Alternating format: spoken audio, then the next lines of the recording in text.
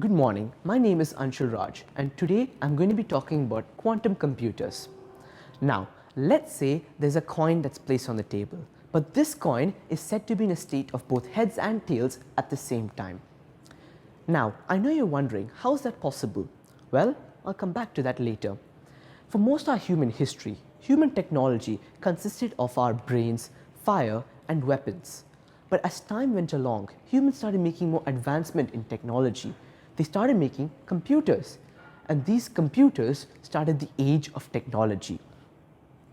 Now, as the demand of powerful and faster computers grew, the size of these computer parts started to decrease, and now they're reaching the size of an atom. This poses a problem, as for a computer part to work, it should be able to shuttle an electric charge from one circuit to another. But this trend of miniaturization makes it very difficult to precisely send an electric charge. So, to solve this problem, scientists use the principle of quantum particles to make the quantum computer. Now, coming back to what I said in the beginning, a classical computer consists of bits, and these bits have a value of either 0 or 1, and different combinations create different character, and in this case, heads or tails. But in a quantum computer, they have qubits, and these qubits is said to be in a state of 0 and 1 at the same time. This property is known as superposition.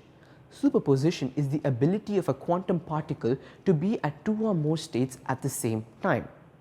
Now, why superposition? Well, in a classical computer, if we have 4 bits, these 4 bits can be arranged in 2 raised to 4 different combinations, or 16 different combinations in total, out of which only one a bit can have. But in a qubit, these 16 different combinations can be done all at the same time. So, if we have 20 qubits, we have 1 million values in parallel with each other.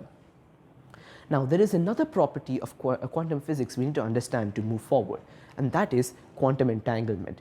Quantum entanglement is the powerful correlation that exists between particles, so powerful that we can deduce the value of one by measuring the value of the other particle. But what makes it so unique is that this correlation can exist between two ends of the universe.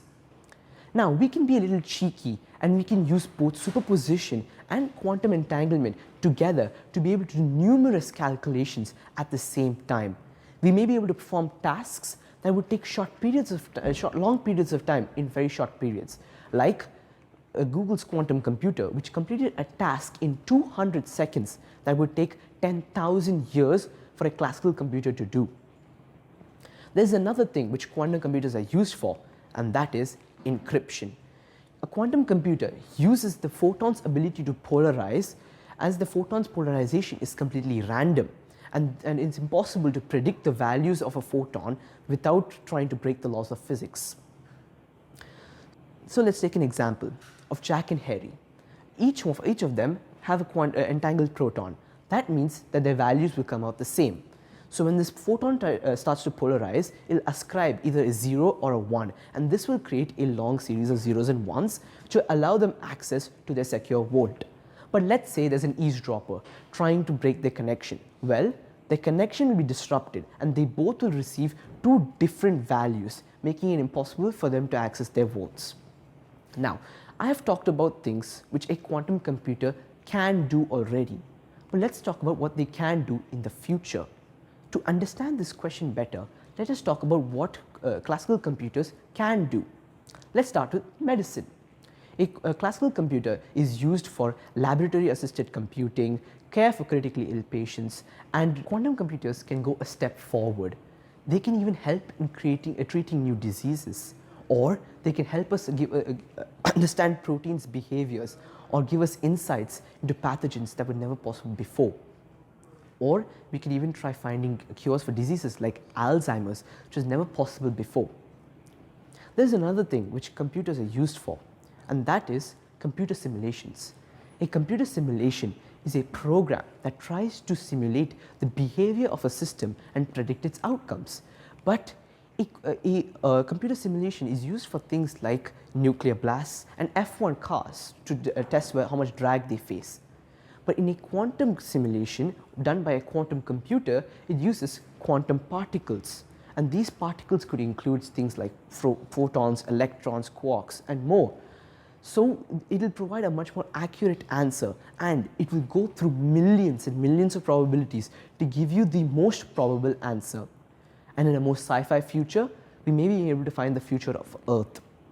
We could even use this to test new drugs on artificial humans and see its effects without having to actually endanger real human lives.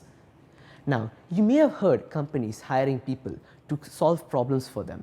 Well, in the future, the quantum computer could solve these problems.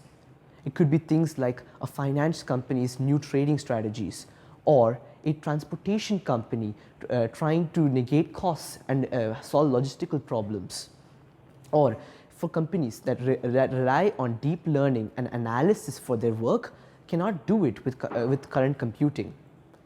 So, in conclusion, the quantum computer is quite an uncharted territory, and we can only try new things to see what is possible and what is not possible. Thank you.